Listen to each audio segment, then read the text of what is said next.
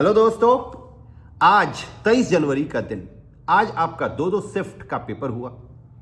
आपके दिमाग में जरूर ये चल रहा होगा कि सुबह के शिफ्ट का पेपर कैसा था, आसान था, टफ था, और शाम के शिफ्ट का पेपर कैसा था, आसान था या टफ था, और दोनों में एक्सपेक्टेड कट ऑफ क्या होना चाहिए कैटेगरी वाइज, क्या सेफ मार्क्स होना चाहिए कैटेगरी वाइज। तो हम इस वीडियो में दोनों शिफ्ट के बारे में डिस्कस करेंगे कि दोनों शिफ्ट का पेपर कैसा था।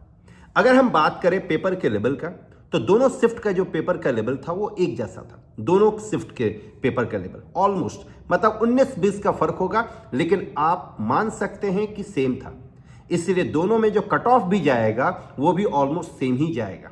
तो यहां पे जो कट ऑफ हम बताएंगे वो दोनों शिफ्ट के लिए ऑलमोस्ट सेम कट ऑफ होगा। अगर हम पेपर की बात करें तो दोनों ही शिफ्ट में ऑलमोस्ट क्या हुआ है कि केमिस्ट्री इस बार क्या कर रहा है, थोड़ा सा टफ कर दिया। जनरली क्या होता था कि जो जेई का एग्जामिनेशन होता था, जेई मेंस का एग्जामिनेशन जो होता था, जेई मेंस में पेपर आसान पूछा जाता था। लेकिन इस बार क्या हुआ कि हर शिफ्ट में जो पेपर आ रहा है, प्रीवियस जितने भी साल में पिछले 4-5 साल के पेपर को अगर देखा जाए तो उसके मुकाबले इस बार टफ पेपर आ रहा है जेई का।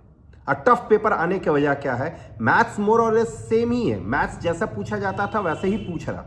फिजिक्स और केमिस्ट्री बहुत आसान पहले पूछा जाता था, इस बार केमिस्ट्री में क्या कर रहा है कि 4-5 क्वेश्चन को ट्विस्ट कर दे रहा, थोड़ा टफ कर दे रहा, और 4-5 क्वेश्चन को जहां टफ कर रहा है वहां पे स्टूडेंट को परेशानी हो रहा है, जिसकी वजह से यहां पे कट ऑफ जो है वो प्रीवियस ईयर के मुकाबले इस बार गिरेगा।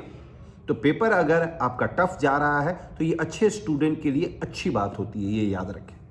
तो पेपर जो था वो मॉडरेट पेपर था, ऐसा नहीं कि आसान था और ऐसा भी नहीं कि टफ था। जो लोग अच्छे से पढ़ के गए हैं, जो लोग कुछ टॉपिक को बहुत अच्छा करके गए हैं और बाकी टॉपिक को किए हुए हैं, वो लोग का पेपर अच्छा चला जाएगा। जैसे फिजिक्स वगैरह में अगर हम बात करें सेमीकंडक्टर एंड डिवाइसेस का, वो सबसे जो क्वेश्चन पूछा जा रहा है आसान क्वेश्चन पूछा जा रहा है जिसको किया जा सकता है। अगर हम बात करें केमिस्ट्री में, जो बंदा एनसीईआरटी अच्छे से करके गया है तो एनसीईआरटी जो करके गया वो भी 50% 60% क्वेश्चन बहुत आसानी से लगा सकता है, बहुत आसानी से 60-70% क्वेश्चन।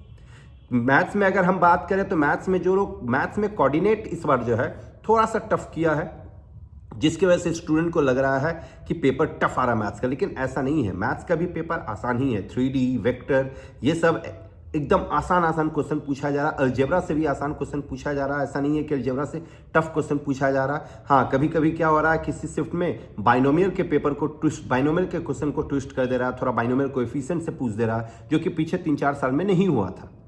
लास्ट मतलब प्रीवियस एग्जामिनेशन में ही, मतलब पिछले शिफ्ट में शायद टेंजेंट नॉर्मल से पूछा गया था क्वेश्चन, तो वो भी प्रीवियस शिफ्ट में नहीं हुआ था, जिसकी वजह से थोड़ा मैथ्स का पेपर भी कुछ लोगों को टफ लग रहा। लेकिन मैथ्स का पेपर भी ठीक था, ऐसा नहीं है कि टफ था।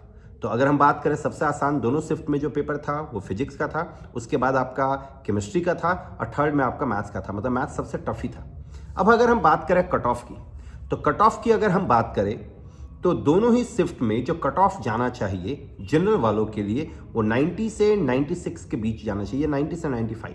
अगर आप 95-97 मार्क्स ला रहे हैं तो आप पूरी तरह से सेफ जोन में जनरल वाले, आप मतलब आसानी से आप क्वालिफाई कर जाएंगे जेईई एडवांस के लिए। अगर हम बात करें ओबीसी वालों का, तो ओबीसी वालों का जो कट ऑफ होना चाहिए वो 82 से लेके 87 के बीच, ओबीसी वालों का 82 से 87।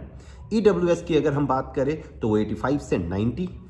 अगर हम एससी की बात करें तो एससी का जो कट ऑफ जाना चाहिए इस पेपर में वो 60 से 67 के आसपास, और एसटी का जो कट ऑफ जाना चाहिए वो 55 से लेके 60 के आसपास। तो यही एक्सपेक्टेड कट ऑफ मार्क्स होना चाहिए आज दोनों ही शिफ्ट के लिए, क्योंकि दोनों ही शिफ्ट का जो पेपर था मोर और लेस सेम था। अब कल भी कुछ लोगों का एग्जाम है, कल भी शिफ्ट 1 शिफ्ट 2 का एग्जाम है। जो लोग भी अभी प्रिपरेशन कर रहे हैं, जिन लोगों का एग्जाम अभी आना बाकी है, वो लोग ये ध्यान में रखें कि पेपर इस बार थोड़ा टफ आ रहा है, तो थोड़ा सा टेंजेंट नॉर्मल वाले सेक्शन को भी देख लें मैथ्स में, थोड़ा बाइनोमियल कोएफिशिएंट वाले सेक्शन को भी देख रहे, क्योंकि उनके पास टाइम है, और थोड़ा दिमाग से मेंटली थोड़ा स्ट्रांग होके जाए। ये नहीं कि टफ आ रहा, पहले से ही परेशान होके जा रहे हैं और आप वहाँ पे और पैनिक कर जा रहे हैं। थोड़ा यहाँ पे अपने नर्व्स को कंट्रोल करना पड़ेगा, थोड़ा अपने आप पे भरोसा रखना पड़ेगा, और एग्ज़ाम दीजिए आराम से। जितना क्वेश्चन सही बन रहा है उसको बनाते जाइए। इसके बाद भी अगर आपको कोई क्वेरी है, किसी भी तरह का कुछ पूछना है, तो आप लोग कमेंट बॉक्स पे कमेंट कर सकते हैं। Thank you very much.